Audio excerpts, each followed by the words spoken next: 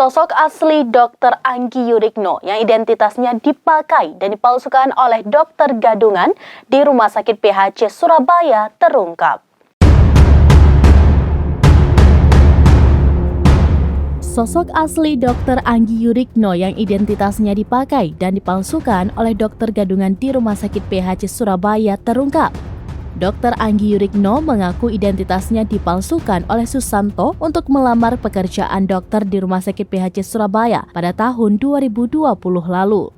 Ia baru mengetahui identitasnya dipakai Susanto ketika dihubungi seorang rekan dokter bernama Ika. Akibat perbuatan Susanto, Dr. Anggi Yurikno mengaku mengalami kerugian.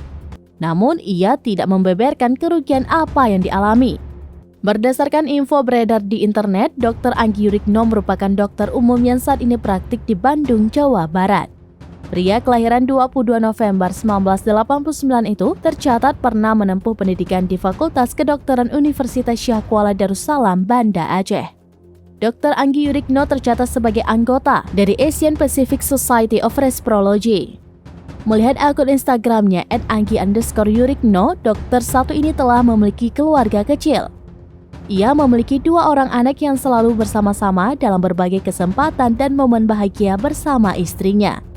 Diwartakan sebelumnya, sosok Susanto kembali mencuat. Pada tahun 2011 lalu, dia sudah pernah dipenjara lantaran menjadi dokter gadungan di beberapa rumah sakit di Kalimantan.